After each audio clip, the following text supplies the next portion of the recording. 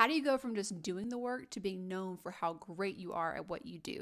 This is part 3, and we're walking through how to go from just being a professional in your industry to being a sought after thought leader, somebody who can actually sell their brain, their experience, be brought in for consulting. Maybe you want to launch a course or another business, or you want to be able to go out on your own.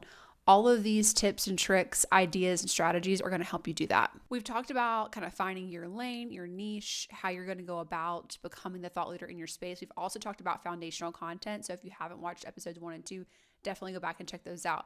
But once you've done that, you've developed, who you want to talk to, what your space in your industry is going to be, your lane, and then you've also started to develop that foundational content. Where do you put it all? How do you make sure people see it? How do you get found?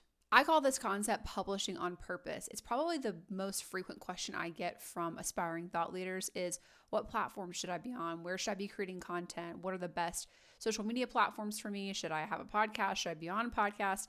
It's all of the questions around, where do I actually show up? Number 1 is, where's your audience actually already spending time? You have to know exactly who your audience is to begin with, which you should already have done that in that first stage of kind of finding your lane. But then the question is, okay, that audience that you've developed, where do they spend their most time? Do they watch a ton of video content? Are they on YouTube a lot? Is it a very, highly professional kind of space where most people spend time on LinkedIn? Does Instagram make more sense? It just really depends on where your audience is already spending time. You can do some research around this. Obviously, if you're working with a team, they can help you develop this information. But first and foremost, where do they actually spend the most time when they're online?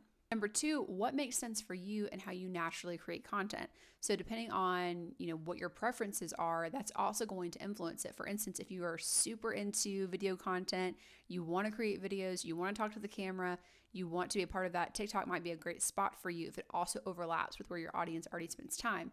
But if you know yourself and it's going to take you a long time to push yourself towards video content and you're really going to have to work at that, that might not be the space that you want to start off. It might make more sense to, be on Instagram where you can do more types of media. It might make more sense to be on LinkedIn. There's a lot of different options, but it's really trying to find the balance between where your audience already spends time, where they're living, and then what makes sense for you from a natural standpoint. The types of content you want to create, whether it's long form, short form, video, written, or a mix of all of those.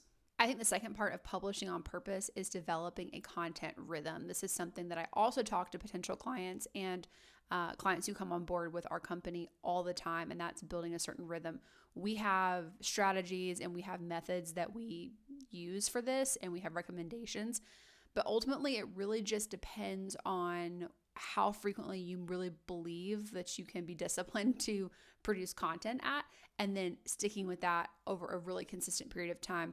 One of the biggest things I don't think people realize is that credibility comes from consistency. That is absolutely the case online.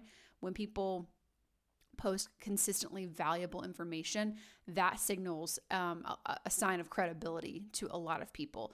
So you really need to figure out what your rhythm is going to be. You need to figure out what you can commit to and then really stick to that over a long period of time. And that's what publishing on purpose really means. So now you developed your lane and your niche that you're going to be in your industry to develop your thought leadership. You kind of know what your foundational content should be, and you know how to publish with purpose, what platforms to be on, frequency, types of content, and the spaces that you want to occupy. But there's still a whole lot more to becoming a thought leader from scratch than just these 3 things. So make sure that you stay tuned for episode 4, where we're going to be talking about a collaborative approach, how you pitch yourself, how you collaborate with other people in your industry to grow your network and to grow your visibility.